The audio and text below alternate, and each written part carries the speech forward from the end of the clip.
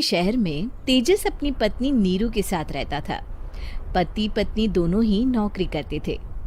एक दिन तेजस गांव अपनी माँ के पास फोन करता है। हेलो, प्रणाम माँ।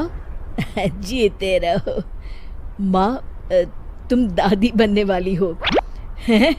अरे वाह, ठीक है बेटा, मैं कल ही आती हूँ। जब माँ जी शहर पहुंची तो बेटे बहू ने बहुत अच्छे से स्वागत किया। लीजिए माँ जी चाय। अरे गर्मा गर्म पकोड़े ले आओ माँ के लिए। नीरू रसोई में गई और 2 मिनट में ही पकोड़े ले आई। जी ये लीजिए।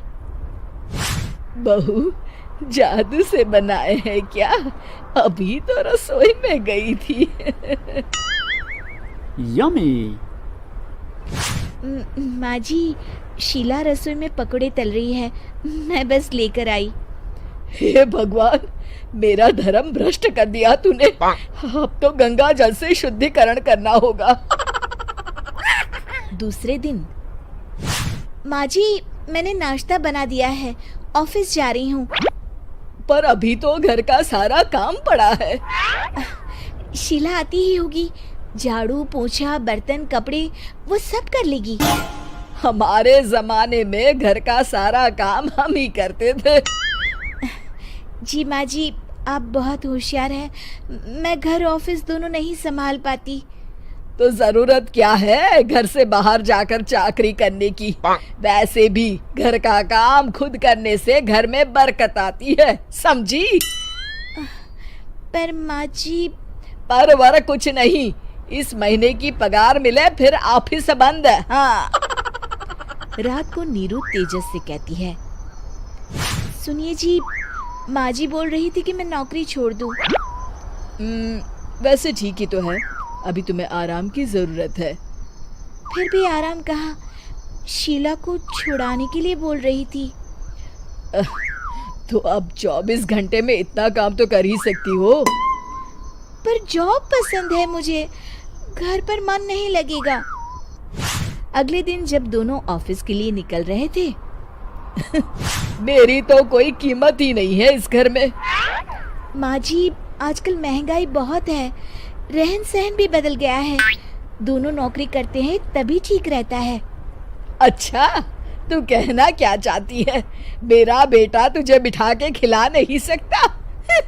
तू ही इस घर का खर्च चला रही है, हैं? नहीं माँ जी, मेरा वो मतलब नहीं था।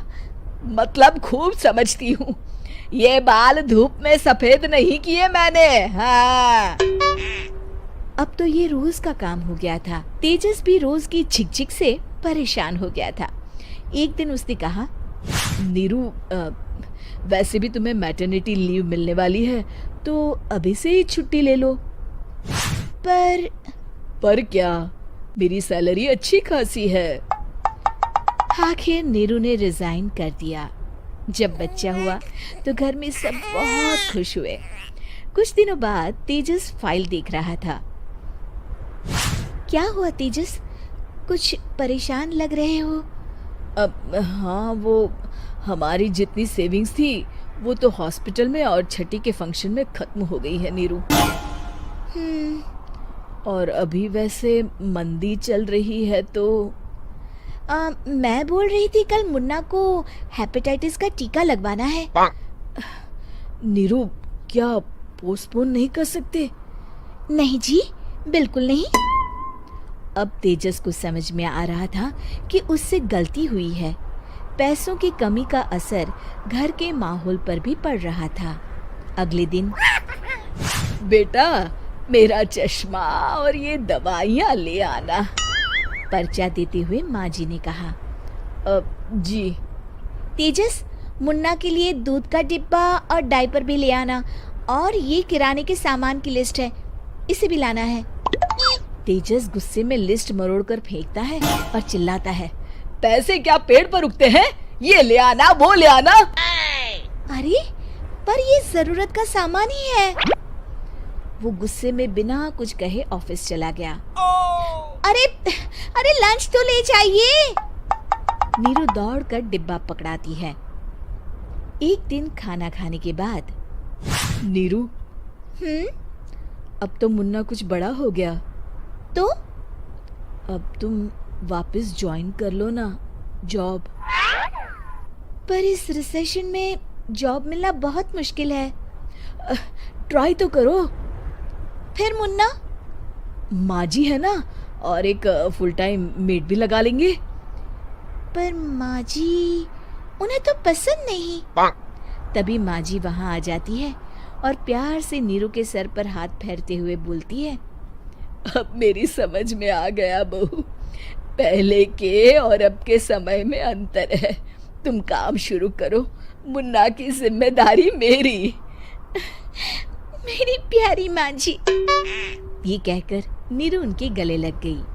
शिक्षा, परिवर्तन संसार का नियम है, हमें भी समय के साथ चलना चाहिए। उम्मीद है कि आपको हमारी ये कहानी पसंद आई होगी। कृपया हमारे चैनल को सब्सक्राइब करें और सभी अपडेट्स के लिए बेल आइकन जरूर क्लिक करें। और हाँ, वीडियो लाइक और शेयर करना मत भूलिएगा।